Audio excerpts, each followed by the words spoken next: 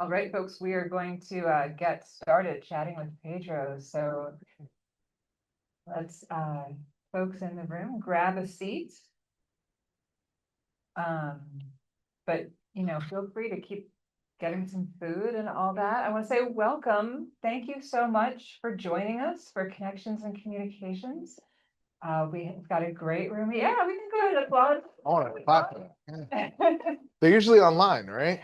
Well, usually is a funny word because connections actually have a long history, and Professor Lou Guarneri recently located the video of the first ever connections in communications, which I hope someday we can make more widely available because it is wow. Just to kind of look back. Hey Lou, what year was that? Putting him on the spot. I think like 2001. 2001. A Connections Odyssey. We'll have to make that available so that folks can see, what Dr. Leska looked like in 2001 and anybody else who might recognize. So welcome. I'm Dr. Fink for those of you who don't know me. And I want to say also welcome to folks on Zoom. We'll get the Zoom up on the screen so that we can see exactly who's on the Zoom. But Dr. P, thanks so much for leading our Zoom crew. Dr. Pulaski Bailing is kind of our Anytime on Zoom, and I know she's been talking to folks on Zoom and catching up. So we really appreciate that folks have been able to join us in person as well as on Zoom. And I'm so happy, especially to have Pedro Rivera here with us. Proud alum. Yes, Pedro as well. And he is our keynote speaker here. So we're gonna chat a little bit about what he's been doing since PACE. I'm gonna give a little intro. I asked you for an intro and you didn't give me. I don't like giving. Yeah, you can. Just I'm paid for it. So I just lifted it from ABC7 because I mean, just don't do the whole thing. Just like do the whole thing. Just highlights, just a note card's worth. So he is co-anchor of Eyewitness News This Morning and Eyewitness News Mornings at 10, which is on ABC7, WABC. In case it's not clear, that's #1 market in the country. So pretty impressive. And before that, he was in the #2 market. So, KTLA, he was weeknights. But you've been at ABC7 for how long? Since January of 24. I came back, yeah. January 24. It's awesome. I interned at WABC. So I went from, being an intern there to moving around my career to eventually coming home. And yeah, I like saying it's the #1. It's the #1 station in the country. It feels good to say, but it took a lot of work to get there. So I'm very proud of what we do and the work we do every day. Yeah. That's awesome. So you're a Bronx native, right? So yeah, Bronx. Anybody? Yeah, okay. And you are a PACE alum 2012. Yeah. Right? Yes. So let's chat about your career path. Like, can you take us back to when you graduated in 2012 and what did you do? It's so funny because I'm giving commencement speech for Dyson coming up in a couple months. And I got to sit back and think about what was it like in 2012 graduating. And so when I graduated in 2012, I was very lucky. I got a job immediately. Like they had a career fair that was happening here, and I met WB Mason. If you guys are familiar with the paper company, I was working there. I got hired. So for 2 weeks, I was selling paper, and I was going to be Jim Halper, and I was so happy. I was like, I'm just going to do this. But I wanted to do news, so I applied all over the country, and New York One in Manhattan gave me a call and offered me a news assistant job. So about 2 weeks after I was working at WB Mason, I left pretty quickly and went and took the job at New York One as a news assistant. New York, WB Mason gave me $40,000, to offer. Hey, it's 40 grand, and New York One is giving me 10.50 an hour. So it was, I was like stuck in this moment, like, do I leave? Do I stay? And my dad's like, dude, like, don't worry about money. Like, focus on what you can do to move forward in the career you want to do. And it was the best advice he gave me because I did. I left WB Mason. And by the way, when I left WB Mason, I referred my fraternity brother at the time to my old job. And he's still there to this day as a regional sales manager. Now he's pretty high up now with the company from, the referral that I gave him. So he's there now. And then I'm, where I am. But yeah, I went from New York One News. I was there for a little bit. I'll try to breeze through everything pretty quickly. I took a cameraman job in Connecticut, just behind the scenes. I was very comfortable with the camera, shooting, editing. So I took a cameraman job in Connecticut, and then from there, while I was in Connecticut, I began making my reel. I was working with some of the best reporters in the business, so I got to pick their brains, ask them a lot of questions. They would look at my reel, they would give me critiques on my writing, and then from there, I when my reel was done, I started sending it out all around the country. I gave myself kind of a deadline. It was like February of 2014. I put a deadline like I'm gonna get a reporter job by this date, and I did. Literally February of 2014. I got one job offer in Fort Smith, Arkansas, as a bureau reporter. Like, yeah, yeah. That look says so You much. guys ever So been to important. Arkansas? Anybody's ever been to Arkansas in this room? Don't go. It is the worst. No, listen, I say that and I'm okay saying it because I live there, so I can say it. It's a fine place. I learned a lot. I learned a lot of skills. Like for reporting was wonderful because I got to make mistakes. Super small market. I can make mistakes. I can learn from them. There's not that much pressure being there, even though our station I felt operated as a big station. But it was great. But it wasn't for me. Being someone from a city to then go to Arkansas, it's very different culturally, racially. There's a lot of things there that I'm just wasn't for me. But it was a good learning experience. I went from there to Sacramento as a morning reporter, Market 20. So I went from Market 100 to Market 20 as a morning reporter. And then when I was in Market 20, I asked, "Hey, do you mind if I fill in on the anchor desk? Can I just get an opportunity? I never did it before." The station in Arkansas never let me. I would always ask; they would never let me. My news director said, "You sure? Like next week we got a guy's taking off. Like fill in for him." I never read a teleprompter. I never did it. I was so nervous, and I did it, and I became the fill in. And then from there, they promoted me to morning anchor, and I went from there to Los Angeles, and then now here. So just kind of progressed in my career that way. That's great, and how great that you asked, because Mhm. sometimes that's key, right? To just Well, you can feel stuck, right? Like there's times when you feel stuck. I'm doing morning reporting and I know what it's like, and I love it. It's fantastic. I love being live, being out in the elements, meeting people, doing the stories. But there's also like, okay, let me see what it's like just to anchor, just to switch it up a little bit. And they gave me the opportunity. And then once I got on the anchor desk, I was like, oh, this is nice.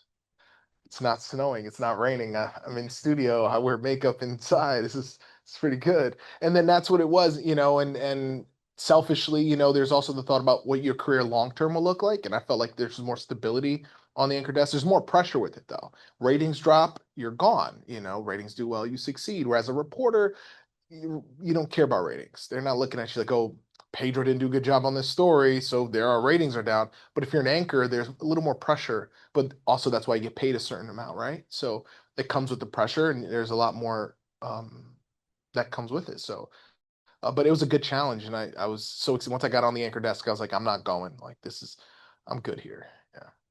what do you think contributed to your path? Because it is such a competitive business. Mhm.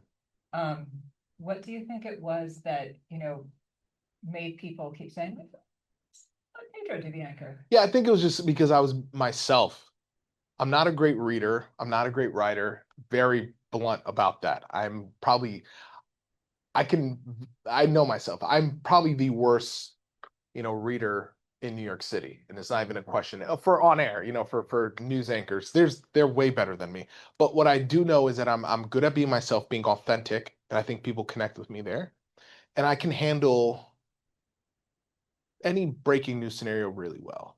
If you put me in a situation where it's like, Pedro, we're about to take you live in 1 minute. This is what happened. Go and talk. I can sit there and I can talk for an hour. I can. And not bat an eye. We're gonna keep the thing moving and I'm gonna keep you informed. I just feel super comfortable in that. I think it's because of the scenarios that I had reporting where you're covering these big stories, and it's, you're Pedro, you're at the scene, we're gonna get to you in 5 minutes. Be ready. And you have to gather as much information in 5 minutes and go and bring it to people live. So that translated to being on the desk where I just felt really comfortable in those situations. So I think in those moments I shine. And I think just again, being personal, being myself, I think connects with people. But when it comes to just sitting there reading a story, there's people way better than me. It's not even close. Um, but I'm confident in my abilities that yeah, I feel good. Let me go back to Arkansas Hmm. for just a moment. Yeah. Um, What would have happened, do you think, if it had taken longer for you to get out of Arkansas than it did? 6 months in, I went to the GM and I was like, "Can I leave?" Like 6 months in, I went to the GM and I said, "Hey, listen, this isn't working. I don't fit." You got to understand, especially being in a market like that. I'm Afro Latino, right? I'm Puerto Rican and Dominican. There's no Puerto Rican Dominicans down there, right? So like, I go and I talk Spanish to like Mexican people down there. They don't really mess with me. They're like, "Oh, this outsider." And then when I go talk to people in the Black community, they're like, "Oh, this Spanish dude," right? So I didn't. There wasn't a place where in New York. Puerto Ricans, Dominicans were everywhere. I feel at home here. This is my home. I felt so out of place there. It was very hard. I think if I would have stayed longer, I mean, there wasn't really no option for me to stay longer. I don't even think about that because I had a 3 year contract. I did all 3 years. Midway through year number two, I was getting offers from stations around the country. I had my kind of my options. And the news director there, we both looked at each other when we had our meeting about renewing my contract. And she's like, "Yeah, I think we're good here, right?" And I was like, "Yeah, we're good." And it was cool, and I left, so I don't really think about it. But I wanted to challenge myself too, and I never thought about living on the West Coast. And I was offered a job on the East Coast, but I was like, man, Sacramento. I had Sacramento, San Diego, Milwaukee, Charlotte were my 4 stations to choose from. And I was like, San Diego's by far the best. They were offering me the most money. San Diego, San like, Diego. but Sacramento, there was something about not choosing something just based on the money and not choosing something just based on like, oh, my social life is going to be great. I wanted somewhere professionally I was going to grow. And when I spoke to the news director of Sacramento, he looked at me and he said, "I'm going to get you to New York. I know that's where you want to be, and I'm going to get you there." And he gave me a kind of some ideas, and we're going to do this, we're going to do that. I was like, I trust this guy, and he just put me in a really good position. You're doing the news you're doing there too. San Diego's very beach. There's a lot of homeless. You're doing a lot of immigration stories. Whereas San Diego, you're in the capital of California. I mean, in Sacramento, you're in the capital of California. So you're covering politics, you're doing homelessness, you're doing crime, you're doing a lot of big stories. You have Tahoe, really close, San Francisco's close by. So I thought about all this stuff logistically before I made my decision. And it was about a $40,000 difference, which is a decent amount. I was making, I think I was offered like 50 something to go to Sacramento, which is nothing in Sacramento. It's tough in California to live on your own and try to do it. But my mind was so set that like this is going to be what can get me to the next level. And I got there within a month that news director left. 1 month in, he left, and he went to the San Diego station. The other that I got offered. So it worked out though, and I got promoted when I got there to Sacramento. So it was the right decision. I don't know if I would have got promoted in San Diego. So Wow. yeah. So this business, I mean, media businesses in general, but TV and TV news in particular changes really quickly. Mhm. How do you think things are different now for, recent grads or soon to be grads who want to work in this business? Like what's key for them to think about? I think networking is huge. Who you know is very important. Um, the business is changing. Like you have AI that's popping up. You have influencers that are now doing their own. They're going online. They're making their own money by doing news stories on their phones. Now you all have that capability. You can do your own stories on your phones, which I think is amazing. It is frustrating a little bit because as a news organization, we have standards. I have a boss. We have guidelines. We have things. We can't just go on there and say frivolous things. We can't just make up stuff. We can't. Everything we say has to be verified before we go on air and say it. Whereas someone on Instagram could just put their phone to your face and say, "Have you guys seen this?" And literally are quoting our news articles where they're getting their information from, but then they can say anything they want. They don't have the same journalistic standards, and people trust them. People go, "I saw this on TikTok. You see this on TikTok?" And that person you don't know what that person's thing. At least with me, I had to go through layers before this information came out. Not someone going there saying, "Okay, let's see if this fits our agenda," but they're looking at it saying, "Is this up to our standard of journalistic integrity?" Um, and so I don't know. I think nowadays everyone has their phones out. It's difficult, but I think our business is changing. We're trying to find the right way to change so we can meet people where they are. People aren't getting up anymore, and most people aren't watching the 11 o'clock news. They're on their phones. So how do we get to those people? And I think that's where our business is changing. And I would recommend, if you're a young journalist, you can do your own reporting. You can do that, and stations now look at that and we say, okay, what's your social presence like? Are you handy? Do you know how to, is media savvy? Do you know how to work Instagram and Twitter and all this stuff? Do you know how to make it? And it's, so those are skills that kids can really focus on now, that I think can benefit them in our career. That was kind of the thought that I had, which is on the one hand, you can see influencers as competition. But then those skills are also valued, it sounds like. So 100%. so for folks who are More thinking, places are hiring digital reporters now. Like there, a lot of them are hiring digital reporters, people who just do that, but they still have to, abide by our standards that we have as journalists, whereas the social media they aren't. So there's this kind of weird. so is that something that people should think of as a potential input into the industry? I do, Being yeah, active on social. 100%. Yeah. Being active, and nowadays I had to go to Arkansas. Like for a lot of kids now, you don't have to go to Arkansas. Like respectfully, you could, but There are you can. states that also Yeah, have like television. you can go to Idaho, Arkansas, Beaumont, Texas, wherever you want to go. But nowadays, there's kids getting jobs out of college in top 20 markets, skipping all that other stuff and going straight there. So the potential's there. If you want to do TV news, there's jobs available. It's not like all job, things happen all the time in our business, but we change, we adapt, and I think we're going to be around for a bit longer. I hope. I want to open things up to questions from folks in the room, and I think Lou can correct me if I'm wrong, but I think we also have the capability to get questions from folks on Zoom. Does anybody want to ask a question? Maybe we could. Oh, Catrice, welcome, Catrice. Catrice, who I think we have an extra mic here. I'm gonna grab a mic if I don't destroy the whole set we have here. Catrice, by the way, Catrice McQueen, I saw on your social that you just got a new gig. Yes. Hi, I'm Trace. What are you doing? I did video. Well, I graduated 2024. And Nice. I got a job at News 12 as a videographer. Congrats. So recently I started as a reporter at the Bronx Net at Bronx Net. Oh, nice. Love Bronx Net. The guys there are great. Yeah. They have a nice studio over there too. I went over there. Yeah. They gave me a tour. Yeah. It's very nice. Is here? Yeah. Cool. Okay. So, as a young journalist myself, I just wanted to ask, obviously you can't always get everything right. So can you tell me about the first situation that you had where you had to recheck your work or somebody had called out something that you had gotten incorrect?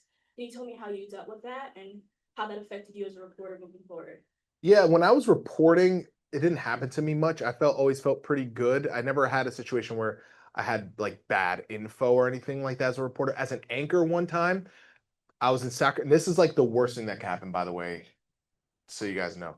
So it was the day of the election I forgot which one it was. And we're doing election coverage. Now, I'm new to California, so I'm there 4:30 in the morning doing it, and they had me as kind of like the election results guy. So I'm like pointing at the big board, doing that whole thing. So it's like, okay, we're gonna look at some of the races that we have coming up, and we show, and it's like, oh, mayor something something's 56%, and I'm doing the whole thing, and we do all this coverage all morning long. I was on a Fox affiliate, which means there's no national show. So our show went from 4:30 a.m. to 11. So from 4:30 to 11, I'm doing election stuff. I'm doing it. The other anchors who have been here in California much longer, we're all doing the election coverage. Every time a graphic pop up, I would read this graphic. You have 13% to this percent. At the end of the 11, right as we're about to get to the end of the show, my producer comes in and goes, "Hey, I need you to read something on air. Just stick to the script." I'm like, okay. So I sit there, pops up, and it's like, sorry to report that every number we had here was incorrect. So this is the thing, it was on election day. Numbers don't come out until after election day. But at the time, I'm thinking, I'm new to California. I'm like, oh, maybe this is early voting. Maybe they're counting early voting numbers. I don't know. The mail-in ballots. I was so clueless. So I had to go on and like apologize for the whole station, but that's not me. That wasn't my fault. You have a producer. What happened was a producer was putting in test graphics accidentally. These were just tests. So they would punch in fake numbers. So their campaigns were calling us like, yo, our candidate's not losing right now. So it was a big issue. And that taught me, one, I need to as an anchor, it's my responsibility. So now, as I was reading those mistakes and I had to do the correction, people see Pedro made the mistake. They're not like, oh, Jacob back there was the problem. It was me. So it really taught me like I need to make sure I double, triple check my work, ask more questions. Um, and it was such a good learning tool because from there I triple check, double check everything. But that was huge for me, and it was really embarrassing. And thankfully, it didn't turn into a much bigger deal because they could have sued. They could have, and they would have every right to. Like we messed it up. We screwed up. We were the number 4 station in the market, so I think maybe not a lot of people are watching, but still, it was not cool. So just make sure you're triple checking everything. Is so important to go back and revise because you're responsible for whatever comes out of your mouth. So someone could put something there, but if you say it, it's your responsibility. So yeah. Like especially as a reporter, if you say something and your face is attached to it, then it's like even Yeah. if you got that information from your office, they're looking at you as that person.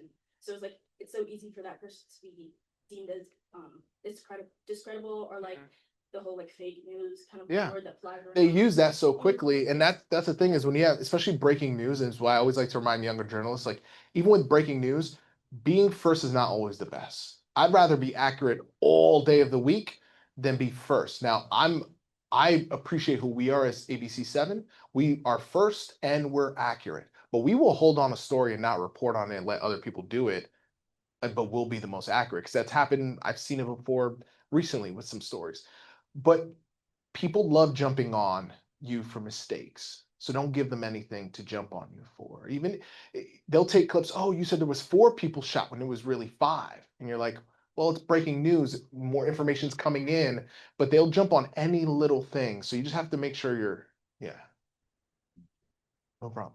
Thank you, Patrice. Are there other questions? Oh, we have more questions. Patrice, will you pass the mic to? I want to hear from Kevin too. We went to school together. Yeah. Hi, so my name's Kat, and I was just wondering if you could speak a little more on like your transitions between positions. It seems you moved around a lot, and just how you sort of got used to bouncing from place to place and how that helped really grow your career path. Yeah, everyone told me when I got into the business that I was going to have to move around. So I was kind of prepared for it. And in my entire life since I was a kid, I lived in the Bronx, Albany, Ellenville, New York, here. I've jumped around my entire life. So I never really felt like grounded. I can move around. I feel fluid enough to do it. So this career worked for me. But professionally, it was difficult, right?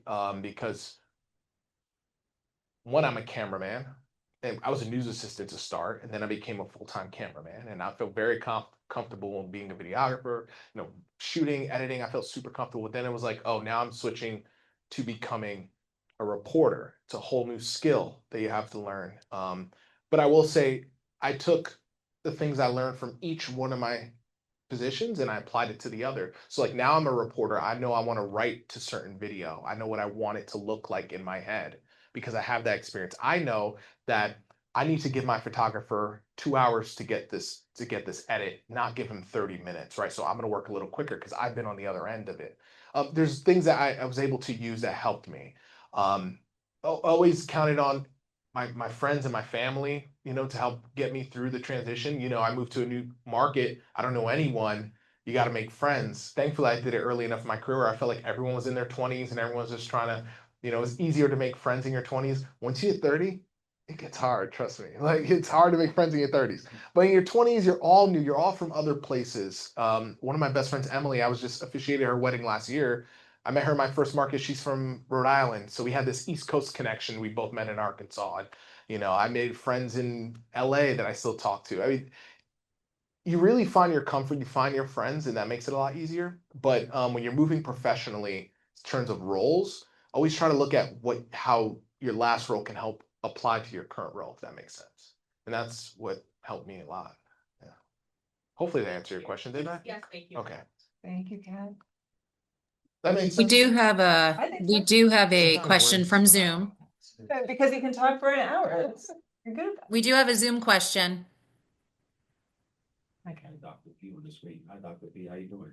Didn't she just celebrate like the 25 years? 25 years. Congratulations. Congratulations. Alright, Thank you. so, greetings, everybody. How you doing? My name is Kevin Talbot. I graduated in the class of 2011. It's crazy to even say that. And I remember Pedro when Pedro first got here, because I was actually one of the orientation leaders when he Yeah. first got here. And we were both together on the documentary course to the Netherlands. Yep. Documentary, we can applaud documentary. Yup. Documentary. Anybody who to the If you're not doing it, Yup. do it. And I just want to say it's amazing to see how far you've come in your evolution. And I'm proud of you, man. Thank you. Keep going. Now, the one thing, my question for you is, I noticed like when I talk to a lot of students, they've focused so much on the tangible skills of shooting, editing, writing. But for you, what would you say are some other skills, maybe the intangibles that you think are just important as those physical skills? And maybe if you could talk about some of your co-curricular, extracurriculars that you did here at Pace outside of the classroom that help prepare you for that. Yeah, that's good. Thank you. I appreciate that. It's always good seeing you. Yeah, I see you online. I follow you on social media and I love seeing the work you're doing. Great videographer. Yeah, so hard work, I think, is one of the biggest things for me. I always tell a story. My father, like growing up, my father was 15 years old, living on his own in a furnace room in the South Bronx, packing bags in a grocery store, raising his 13-year-old brother. That was my father. That's what I grew up in. So his mentality of like hard work is like stay focused, stay dedicated. And I think about it often because he would remind me whenever I would complain that he was 15 years old, living on his own in a furnace room in the Bronx. So I used to have to listen to that story all the time. So I think about it, and that hard work stayed with me. He used to always tell me like people aren't gonna like you, and he's 100% right. There's people in the newsroom that I know I don't rub the right way for whatever reasons, but they respect what I do. They respect how hard I work. If you ask me, we need you to show up there, I'm doing it. I've canceled vacations. Hey, we got blizzard coverage. I'm not going away. I'm going to stay here and work this blizzard. And we got a big shooting. I need to go. So I've always been that person. And that's not the editing and the shooting. That's the hard work, which that's you or not you. It's really hard to like learn that skill. But I recommend if you are a hard worker and you really just put your nose to the ground, you go really far. While I was here at Pace, I did the documentary course, which was fantastic, but I was a part of fraternity. Yeah, I played football with you for my freshman year, and then midway going into my sophomore year, I was like, I'm not good at this. And I was like, I'm gonna focus on my fraternity. I joined the fraternity, and when I was in my fraternity, I was president. I did a bunch of positions, leadership roles, and that taught me a lot about teamwork and about looking out for other people. And then also finding like-minded people, not in the sense that you're finding people who agree with everything you say, because me and my fraternity brothers, we are very different. Like our group chat to this day, it gets hot. We're very different, but we all want to be great. All of us want to succeed and be happy and be good husbands and fathers. And we all have the same idea of the man we want to be. So when you surround yourself with people who think like you in that way, you're just going to push each other. That's why when I left WB Mason after 2 weeks, I said, Steve Seek is a guy you should give a call to. And they said, okay. They call him and he's thriving. He's happy in his job and I'm happy in mine. Right? That was because we both found each other. And when you believe in whatever you want to be, and I genuinely believe this, like if you believe what you want to be and you think about it, you manifest, right? People talk about manifesting consciously and subconsciously, it'll just become who you are, that goal that you have. So then the friends you make, the people who are around you, if they don't fit what you're going for, again, consciously and subconsciously, you won't even mess with that person because you're so driven on what you want to do. And that's not excluding people, again, who think different from you. That's just you carry yourself a certain way and you're going to attract those kind of people around you. And it's important that you stick with them and you lean on them for their advice and them on you. And you are all going to hopefully thrive together. So yeah, but yeah, the fraternity was a big thing for me here at Pace. That was probably the biggest thing. And then of course doing all those side classes and stuff here, not just trying to just get through, but put in that hard work. Thank you. We have a question from Zoom. Okay, can we hear the folks on Zoom or? Liz is gonna read it right now. Great. Hi, so Anya Wright, She wanted to ask what someone with media experience, including editing and production, but not necessarily direct newsroom or journalism experience, can do to stand out for an entry-level news producer position. Well, the writing is going to be key for that, specifically for news producing. Um, you know, they're going to look at how do you stack shows? What's your vision when it comes to literally setting a show from like what's your going to be your top story to all the way to bottom story? How do you write teases? All those things are going to be so important if you're specifically looking at producing, being a producer. I was that person. I could only shoot and edit, but I wasn't a traditional journalist. I didn't take many like news. We didn't really have that here at the time at Pace. When I was here, we didn't have like news writing. We had a sports journalism course with Mr. Kevin Kevin Ziminsky. Swirsky. Yeah, I took that with him. It was a fantastic class. There was a couple of like writing courses I took, but it wasn't as intense as like if you go to Mizzou, if you go to Columbia, if you go to Ithaca. I mean, I'm thinking of USC, ASU. But I knew enough. I felt confident with the cameras because I did the documentary work. I took a directing course. I took an Avid certification course here. So I felt so confident in my shooting and editing. I just need to get in the door. And then once I got in the door, that's when I was like, okay, now it's time for me on my time off to come into work and practice stand-ups. Or if I'm going out and I'm shooting a story, I would turn the camera around and that's the same thing you need to do with producing. So like even if you don't have like try to get in the door. I know someone who recently at our station who took a job as running teleprompter for us, which is by far the most boring job. Like, just being honest, you're sitting there and you're just moving the teleprompter as we're reading it, and that's it. There's nothing exciting about it. There shouldn't be any excitement about it. That job needs to be as stable as possible. But that person, while they were here, started like shadowing people. And now he's with Fox News as a producer in their podcast field. They have a podcast, and he's with Fox News doing podcasts. Like he was able to move around and do it. Just get in the door. And once you get in the door, then from there, you really have to put into work. If you don't have any producing experience, it's just they really want to see how do you write, how do you do. And you could, by the way, like go to a smaller market and start. But if you want to get a job in like a decent market, like they usually want you to have some experience. So I'd recommend getting in the door. And then once you're there, then show them your hard work. So can I ask you about getting in the door? Because I feel like that's part of the challenge, right?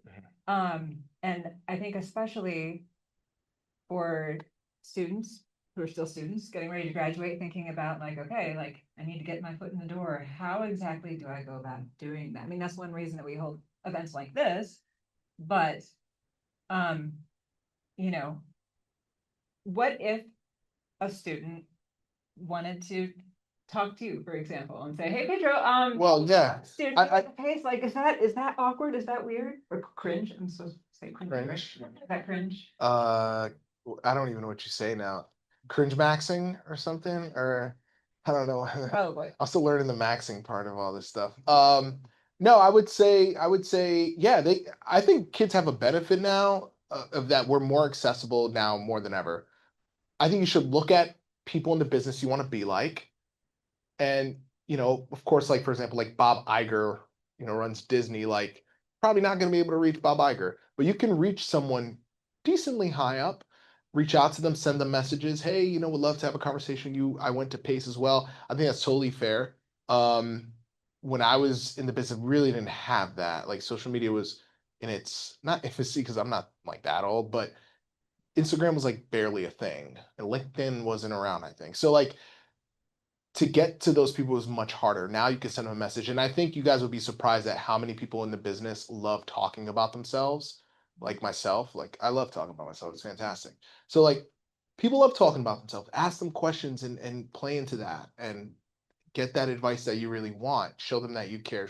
You know, I get young journalists all the time like, hey, do you mind if, you know, we have a little conversation, then they go, can I send you my reel? Can you take a look? And I said, yeah, I'm gonna be very honest if that's okay. And they're like, totally. I have no problem looking at a reel because that person came to me, they were very approachable.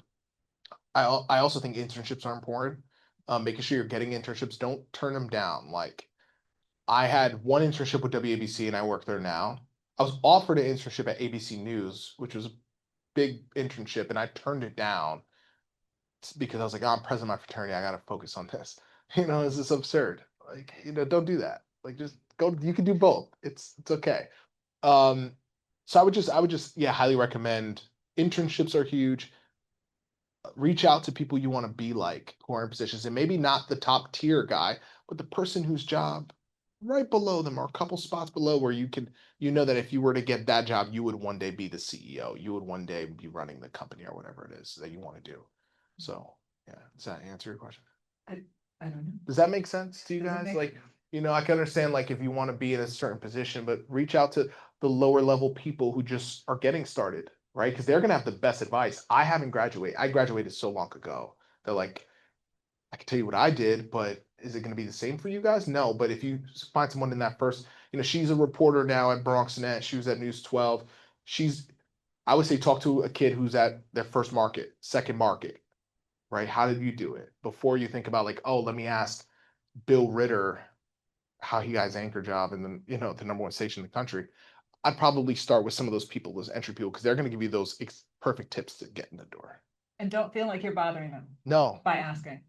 Because it's flattering, honestly. Like anyone who asks me for like advice, I'm like, that makes me feel good. Thank you. Like you're acknowledging that like I've done something and that makes me feel really good. As long as you're not like bombarding with emails and stuff, but also then you on your end need to be someone who's serious. I've had people reach out to me and then I'm like, after one conversation, I'm like, oh, I don't know, this person's a little best of luck. You know what I'm saying? I wouldn't recommend this person. Then there's some younger journalists I've spoke to that show me their stuff, had conversations, and I'm like, oh, if anyone asks me, like, I will refer this person 100%. So you got to come correct too. do we have other questions? Oh, we do have other questions. Question coming in from Fink. Okay. This is from Michelle. She first asked, what are your future goals in the industry, and do you want to stay in local news or to go national? Yeah, I don't know. I've thought about that. I've had opportunities. I've interviewed with National for different jobs. It's just the job I have now, like as an anchor Monday through Friday. It's great. It would have to be a really, really, really good opportunity even nationally because, like, speaking frankly, like I make more money than like a national correspondent. So like, do I really want to go out and say, yeah, I'm live in all these places, but like financially, it's not the same. But I do know that like if you get a national anchor job, now we're talking you're in a totally different ball game, right? So that's appealing. But my goals right now is just to get good at what I'm doing right now. Like right now, our 6 a.m. is like we're fighting NBC back and forth. So like my goal is like beat NBC right now. Like, that's all I keep thinking about. Nothing else. So yeah, my goals is just to grow at Channel 7. I love my job. It's a hometown station, and getting to meet people all across the city that come up to us, and yeah, I walk around and people stop me and how's your mom doing? I remember you said it, and I go, you eat at the crab shanty on City Island. Yeah, that's my spot. They remember these little things about you that you say on air, and that's so special. You don't get that with the national audience. It's not as you know. Personal for a lot of these people. So I really love the personal aspect of local news, and local news is by far, like if you want to talk about like biased media, local news is as down the line as you're gonna get, as down the line as you're gonna get. And we're telling stories in your community that impact you. I think it's so much more important than anything you do. And then from there, go even further, newspapers are even more important because those are the reporters that are in the courtrooms. They're the reporters who are getting those stories that then we see, and then we can bring it to a bigger audience as well. So, like, support local news, support newspapers. Just want to put that out there. Say it in my classes all the time. Local news is the most trusted. It really is. It's people trust their local news to tell them what's up. We had a couple more questions in the room. Yes. Yes, hello. My name is Santiago. To give context to like my question, I previously was a bio major about a year and a half ago when I got into Pace University, but I changed my major to advertising and integrated marketing and communication. So right now it's just more of like getting to advertising and marketing for me. I know it's different from you because you're at a news station, but my question is like, going to like a new skill, like an entirely new field, like you said, you went as a news guy. I just like, how do you get into those types of positions that you want without like sounding annoying? Because I guess we all want to like get into a good position and be great at what we do. Me more, I feel like because I'm an athlete and I've always like compare myself to other people as well as myself. Mhm.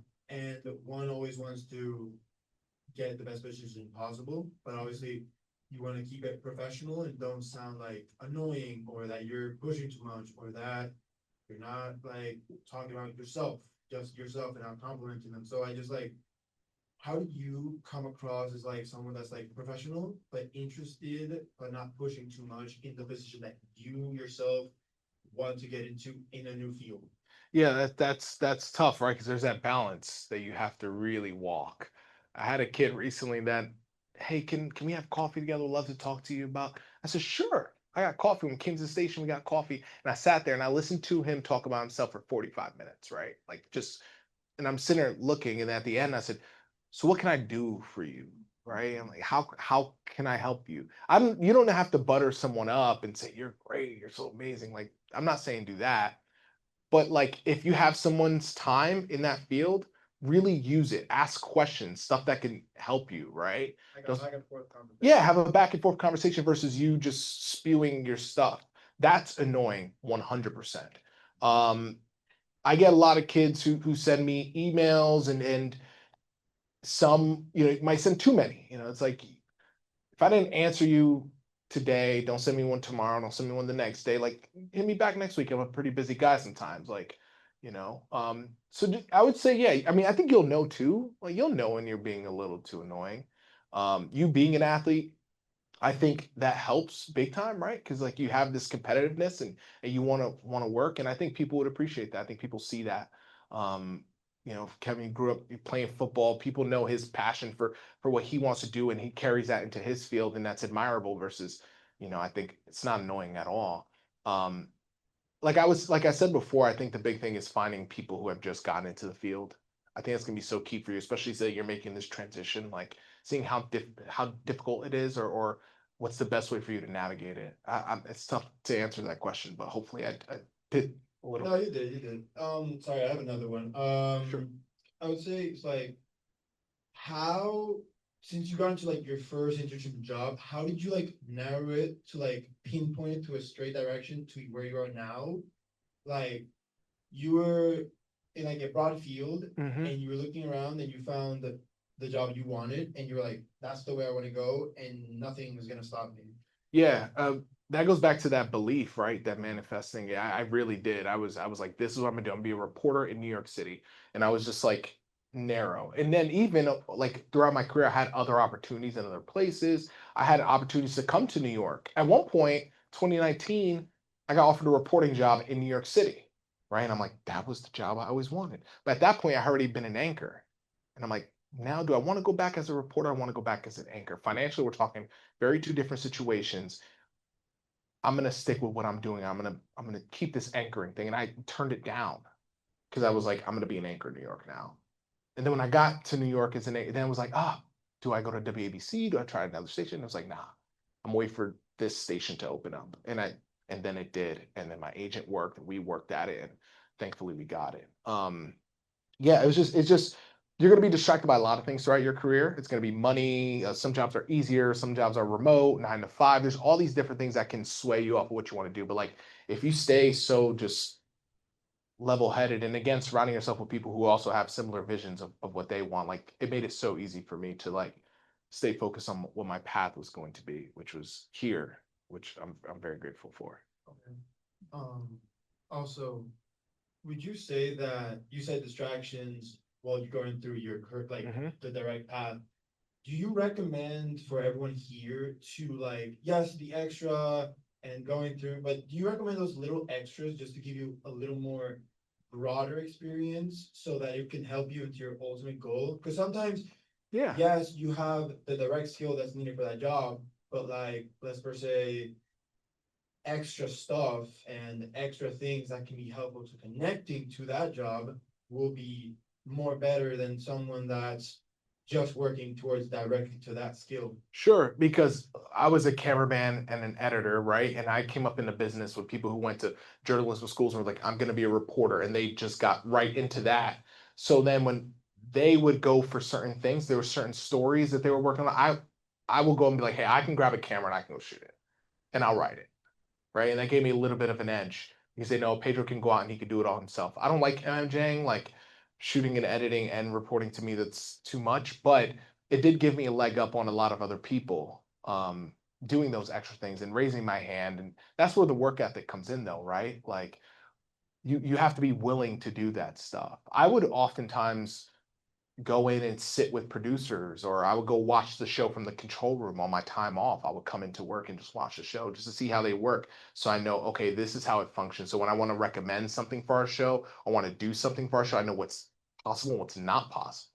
You know, sometimes get anchors and it will just yell, oh, why don't we do this? Why don't we do that? And it's like, well, have you ever sat in the control room and watched it? Have you ever put yourself in that position? And all that stuff helps you when you know, especially in my field specifically. Okay, so you say it would give you like a versatility. Versatility, 100%. 100%. That's what you got to have is like, and I don't know what my business is going to be like 30 years from now, 20 years, 10 years from now, right? So I want to be as versatile as possible. I want to be able to be like, I can report, I can shoot, I can do everything I need to do just in case. Okay, thank you so much. No problem. Thank you. I think, yeah, we had, let's see. Yeah, go ahead. Hey, how are you? Doing well by yourself. Luke McCauley, class of 2019. Shout out. Producer at the Today Show. Nice. Quick question for you. So you mentioned that when you were in Arkansas, you took this leap of faith and you told the news director, I want to be an anchor, right? Was that in Arkansas or the time? Well, in Arkansas, yeah, I asked to anchor, and my entire time there in 3 years, I anchored one show on Christmas Day, which, you know, if you're in the business, like Christmas Day, no one's watching. It is like, it's the lowest rated show all year. So Still a leap of faith, still a big step for you. it was. And so what blows my mind is you said you had never read a teleprompter before. So like, I tell everybody that that's how you grow though, is you take those opportunities and you raise your hand. What was going through your mind when before you spoke to your news director, after you spoke, like what was the plan? How did you prepare to read a teleprompter? Yes. The first time you sit down. Yeah, so I did ask, I said, hey, can I come in on my off time and practice? And he was like, you're good, don't worry about it. So I didn't. It was just like, you're gonna go in and for the first time, try it. And that was nerve-wracking, right? Like you're just, I can't explain what that's like, but I hit a point in my career, even at that early stage in my career, and all of you, everywhere in every business, you'll go through this. It's like, you'll hit a point where you feel like you plateau. You hit a point where you're like, I've grown too much, I'm not getting any better. Some people will hit that point and be like, all right, well, I'm making good money or whatever it is. I'm good here. I can stay here and I'll just do this. Because maybe they got a lot of stuff going on in their personal life and that's their focus, right? But for me at that age, at 24, I was like, I'm trying to move up as much as possible. That's my main focus, right? So when I was reporting, I felt really confident in my reporting. I felt really good in my writing, comfortable in my writing. I felt on air, I felt strong. But I'm like, anchoring is one thing I've never done, and that's exciting. And for me, I was like, this will give me, again, that versatility as we speak to. Let me just try. And I asked, and I was very nervous to ask him. And he was just like, nah, cool. Yeah, next week. Paul's off. He's off all week. So just fill in.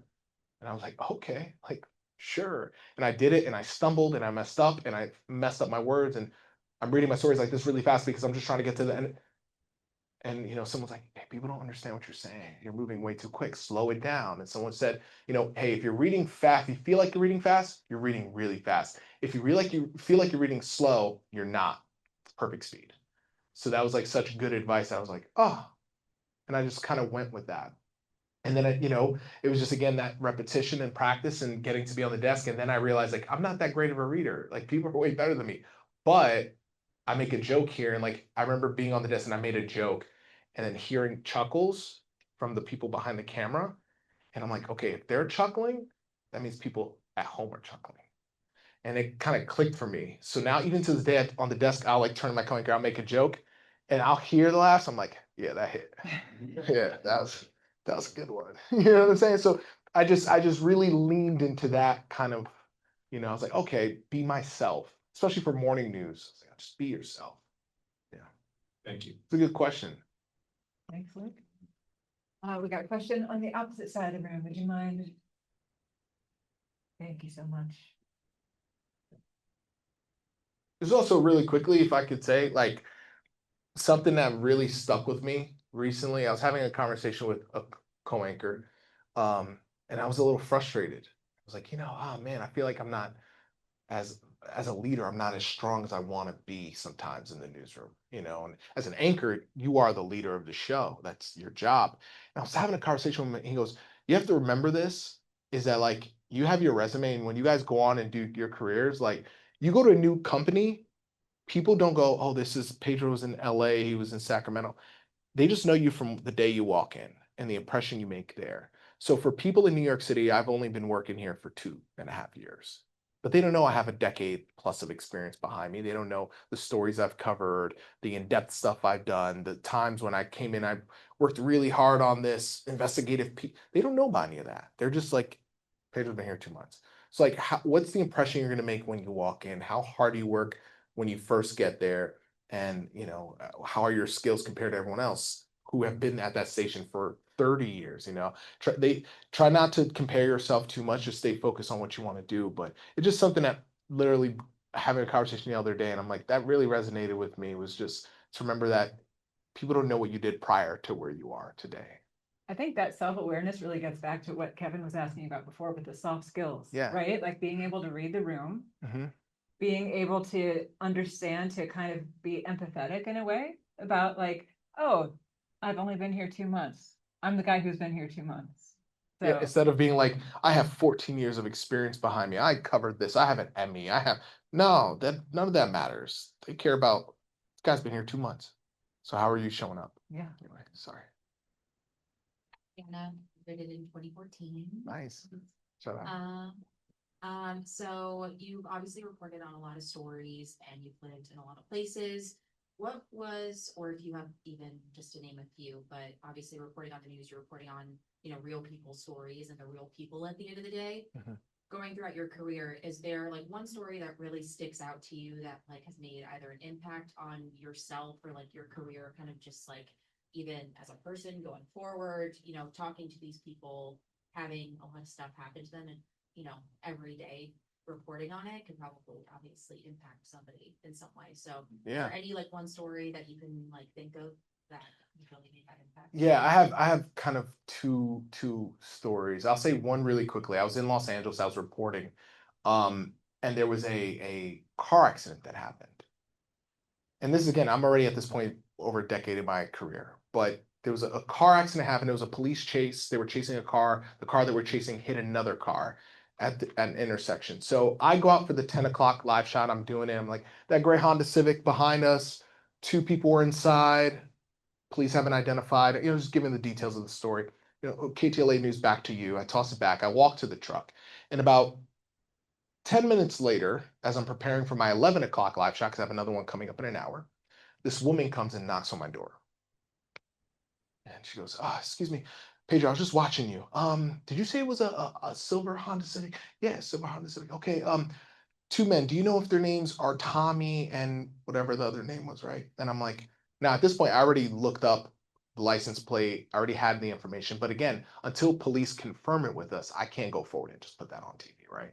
So I knew the name, and she said the name. And she was like, my husband and his best friend were in that car. And they're dead. Like, two people died in that car. So I look at her and I just tell her, I'm like, let me get an officer for you. Hey, officer, can you help her out? And I just kind of lead her away because I'm not going to tell her. Her husband was in that car. But I sat back and I was like, literally the news that came out of my mouth as I'm standing there, her life changed forever. Her watching that live shot and seeing the car that kind of looks like her husband, and then me saying the details that two people were in that car dead, changed her life forever. And it like resonated, it really impacted me to the point where I was like, I have to be careful. I have to be very conscious about how I'm speaking about stories. These are real lives. We when we leave the newsroom, we don't want to take everything with us because that can be very heavy. We just had a 7-month-old baby girl get shot in Brooklyn not that long ago. That's really hard to report on and then walk away with, right? But I was like, while I am reading that story, I need to give it its full attention, the respect that it deserves, and not treat it like every other story. So that was something that still to this day pops out. And then really early in my career, I'll say really quickly, there was a country singer. His name was Craig Strickland. He was blowing up. His group was really popular. They performed at the CMAs. They started getting a little more notoriety. He went missing. And it was the first time I covered a story intensively for like a week. They sent me to Ponca City, Oklahoma, in the middle of nowhere on New Year's Day, on New Year's Eve. So I spent my New Year's Eve like in this hotel room in the middle of nowhere, but I was covering it, going down to the river as I look to the lake as they're looking for Craig. His family's there, other media shows up and they're hounding the family. And I got to sit back and I let the other ones kind of hassle. And I kind of played just this, calm game and had conversations on the side. It got to the point where they trusted me so much that I got all the exclusive information from them. And unfortunately, they found Craig, and he had a beautiful family. He was a great person, and his dad to this day, we still message each other. This is from like 2015-ish.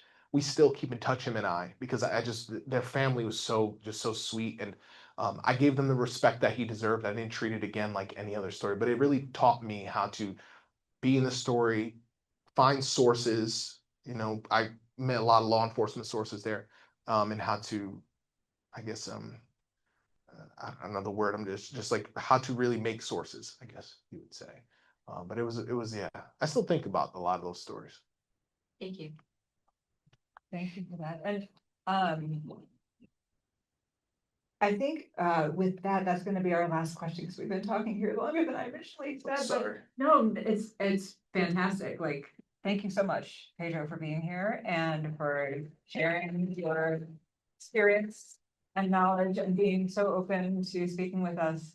I want to say for folks here, just a couple program notes. One, please come see the documentary. I know some folks in the room here have been working on the documentary, and it's that time. Those of you who have worked on the documentary before know what that means. Like, it is April. It is intense. The premiere is going to be at the Jacob Burns on May 11th. So be on the lookout for that, for your opportunity to get tickets for that, and please come. We have other events that are coming up. Our master students are going to be those who are doing their capstone projects are going to be doing presentations on Zoom. So we hope that you will attend. Alumni, please join the LinkedIn alumni group because we're making more use of it. We're posting more stuff there about stuff that we're doing. What else? Lou, what am I forgetting? I don't know. Paul, what am I forgetting? Paul Zeke, everybody, department chair. Hey. Um, Zoom in all, yeah, they're zooming in all the way on you, right? There you go. Nice. What else? What did I want to say? Greg had his premiere in Peekskill yesterday. Greg Roma. Others of you I know are doing cool stuff. So please spend the rest of the time talking to each other, meeting each other. You all great experience, great jobs. I mean, folks who I've already talked to today, you're doing awesome stuff. So please continue to connect, continue to mingle, and thank you so much. Oh, for I have to coming. remind people too. Yes. Watch Channel 7 News Sorry. Monday through Friday, 4:30 to 7, and then 10 a.m. to 11. Watch Especially National 6 a.m. Watch at 6, okay? Because it's my hour. I'm trying to. That's your time? Well, I'm on all that time, but that time is like our most competitive hour. So So 6:00. need those 6 a.m. ratings. So So it's a watch, good way to start your day. Trust me, we have fun. right? Yeah. Okay. So watch Pedro at 6 a.m. every day. Tell your friends and family to do it. Tell your also. moms, your grandmas, yeah, they watch. Please, It's usually that's my audience. It's like moms and grandmas, moms and grandmas, yeah. aunties, Yeah. cousins. Shout out. Yeah. Great. Have some more refreshments. We have some swag on this table over here, new swag. So please partake in that as well. And everyone, please stay in touch. Share with us what you're doing. Share with us your accomplishments. Yes. We want to boost you and brag upon you and help connect you to other folks who are doing cool stuff. So thank you. Please continue to Thank you. mingle. Zoom folks, thank you and continue to mingle as well. Thank you, Pedro. Perfect. Thank you so much. Great job. You're great. Great. You're such a good Okay, host. guys, online, I have hopefully we'll get something for you. get the room muted.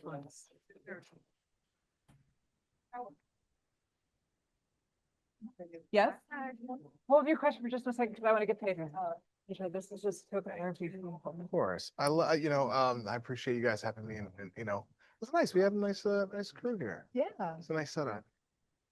Anyway, thank you so much. It's fantastic. Okay, guys, I've asked them to mute the room, Oh, so gracias. hopefully Where are you from? Puerto Rico. Oh, nice. Boricua in the house. they'll get that message Um, and we can chat. Are you So- going to commencement? I will, I'm not sure, you're doing Dyson. Dyson Sands, yeah. I think it's Dyson Sands and School of Education. For 2 days, so I'm definitely going to the graduate. Well, they have like, okay, so the big commencement speech, I guess, there's like I think that one's a big one. I'm the little one, but then Lester Holt. Yes, Pedro is giving speaking at the big one. Dyson And I'm like, I graduation feel so bad for this year. myself. Like So I that's pretty assume his cool. is after mine. I forget how they schedule them out. It's like, I don't want to go after. They And do Lester some of it- Holt they do is the some main small speaker, ones so he's a early, and big I think media the name, which biggest is one in the really middle of the day. fun and Yeah. exciting. They got a good Early and person late, this and year. And that's where Lester's gonna Um, be in the middle. And that's like, I don't want any parts of yeah. that. That guy's good at his job. Can I have one of these? Yes. Nice. I'm gonna move this out of the way. The problem is they can't hear us, so I am just I am Yeah. texting Is there anything you want to do? You want to do a picture them or and something before we asking them to continue? mute, but Great question. Thank you. Yeah, to repeat setup, anybody like photos and. Hey, listen to your experience.